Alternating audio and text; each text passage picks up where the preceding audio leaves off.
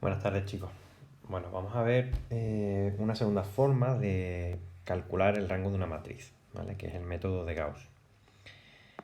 Bueno, es una cosa que ya hemos hecho porque es parecido, bueno, de hecho es casi igual, que cuando hemos visto en primero de bachillerato la resolución de sistemas de ecuaciones de tres ecuaciones con tres incógnitas, haciendo las combinaciones lineales de fila. Es decir, multiplicábamos una fila por un número, por ejemplo, esta la multiplicamos por 2 y luego la sumábamos con la segunda fila para hacer un 0.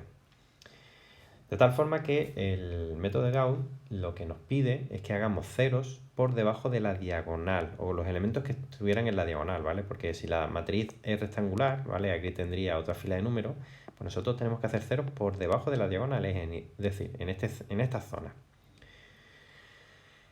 ¿Qué cosas nos permiten hacer? Bueno, pues se nos permite multiplicar una fila, ¿vale? Lo que es toda la fila entera, ¿vale? Por un número, ¿vale? Puedo multiplicar por un número. Puedo intercambiar dos filas y luego puedo sumar, ¿vale? Dos filas, ¿vale? Entonces con esas tres cosas podemos hacer multitud de combinaciones. Vamos a hacer este ejemplo para que veáis cómo trabajar con ello.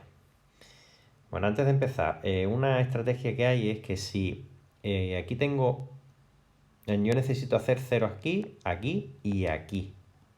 Pues si, por ejemplo, en esta fila hubiera un 0, en esta posición, lo que hago es intercambiar las dos filas estas para que ese 0 esté puesta en esta posición y es un trabajo que me ahorro.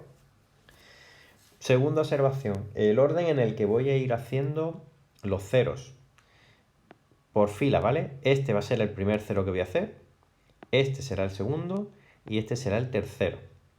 Y el método de Gauss pide que en la diagonal, ¿vale? Los elementos que haya en la diagonal no sean nulos, es decir, no puede haber ceros en esa diagonal. A partir de ahí, pues bueno, simplemente es práctica. Por ejemplo, aquí lo que voy a hacer es multiplicar la tercera fila por 2, ¿vale? Voy a hacer la fila 3 por 2, ¿para qué? Para que aquí me aparezca un 2 y al sumar este con este, pues poder poner un 0 aquí, que es donde yo quiero, ¿vale? Ese sería el primero que voy a hacer. Este va a ser el primero. Bueno, entonces esa matriz se me quedaría como 1, 4, 3, menos 2, menos 1, 0. Y al multiplicar por 2, multiplico todos los elementos de la fila, ¿vale? No solo el primero, son todos. De tal forma que me quedará 2, 4 y menos 4. Vale, ahora lo que puedo hacer es sumar estos dos, ¿vale? Es decir, voy a sumar la fila 2 con la fila 3 para meter ese 0 que me hace falta en esa posición. Entonces voy a poner aquí que la operación que voy a hacer es la fila 2 más la fila 3. Y fijaos que lo que voy a hacer es poner esta indicación, la voy a poner a la altura de donde voy a poner el resultado, ¿vale? Para que poder seguir un poquito mejor el esquema. Hay otra forma que es que aquí en vez de ponerlo así directamente, pues lo que ponéis es que, oye, que es que en la fila 2 voy a poner el resultado de hacer la fila 2 más la fila 3. Entonces así no tendríais que ponerlo a una altura determinada, lo pondríais aquí arriba y se acabó. Pero creo que si lo ponemos a la altura a la que vamos a trabajar, es una buena idea. Bien, la primera fila pues se queda como está, no la hemos tocado. Y ahora voy a poner el resultado de esa suma, ¿vale? De esta suma de las dos filas. Entonces tendré 0, menos 1 más 4, 3, 0 menos 4, menos 4. Y la tercera fila pues la dejo como está. Aparte de multiplicar por un número, también puedo dividir.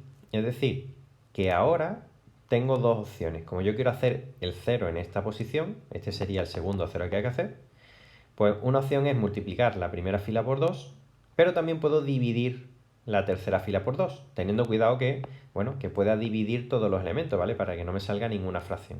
Básicamente lo que voy a hacer es deshacer esta operación. Antes había multiplicado la última fila por 2, pues ahora lo que hago es el camino de vuelta, ¿vale? La vuelvo a traer al principio. Entonces, por ejemplo, vamos a hacer la fila 3 dividido entre 2, la podemos poner así, o lo podemos poner en forma de fracción, ¿vale? Fila 3 partido por 2. Bien, me quedará 1, 4, 3, 0, 3, menos 4, 1, 2 y menos 2.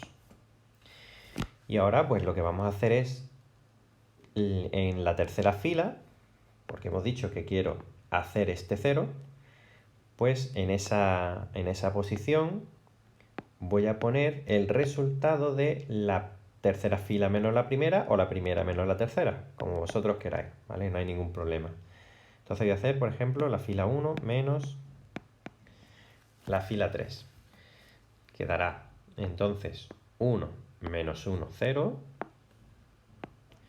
4 menos 2, 2. 3 menos menos 2, ¿vale? Cuidado con ese signo. Sería 3 menos menos 2, es decir, más 2. 5. Bien, ya tenemos hecho la primera parte, ¿vale? Eran estos ceros. ¿Por qué? Porque hemos dicho que tenemos que hacer ceros por debajo de la diagonal. Solo me falta, por tanto, este.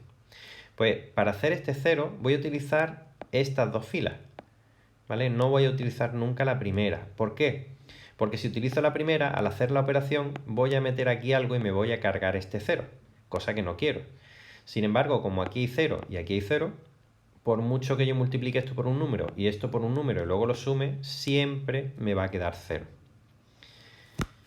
Así que en este caso voy a multiplicar la segunda fila por 2 y la tercera fila por 3, ¿vale? Es decir, he multiplicado los números cruzados. ¿Para qué? Pues para que aquí me dé 6 y aquí también me dé 6 y así poder seguir. Entonces tendré 1, 4, 3, multiplico por 2, es decir, 0, 6, menos 8 y multiplico por 3, sería 0, 6 y 10. Y ahora pues pondré, por ejemplo, la fila 2 menos la fila 3. Y finalmente me quedará 0, 6 menos 6, 0, menos 8, menos 10, menos 18. Bien, entonces fijaos que ya he llegado a, cuando trazo la diagonal, todos los elementos son no nulos, ¿vale? Tienen que ser distintos de 0. Y por debajo de la diagonal, todos los elementos son 0. Así el método de Gauss ya estaría terminado. Cuando ocurre esto, esto quiere decir que tengo las tres filas linealmente independientes. Entonces, como las tres filas son linealmente independientes y hemos dicho que el rango de la matriz es el número de filas o columnas linealmente independientes, en este caso el rango de mi matriz B es 3. ¿Vale? Habríamos terminado. En el caso de que me hubiese salido una cosa así, ¿vale? Imaginaos que me dan una matriz al principio, una matriz A, que es de una forma concreta, y empiezo a hacer el método de Gauss, ¿vale? Empiezo a hacerlo, multiplico, sumo, y me queda algo por el estilo. Imaginaos que me queda así. Y me sale una fila de ceros. Entonces, en esta diagonal, fijaos que, ¿vale? Me falla eso. Bueno, pues si todo, ¿vale? Toda la fila es de ceros, esta fila se anula. Con lo que me quedan al final son dos filas linealmente independientes. Entonces tendríamos que decir que el rango de A es 2. Bueno, nos vemos en el siguiente vídeo. Hasta luego.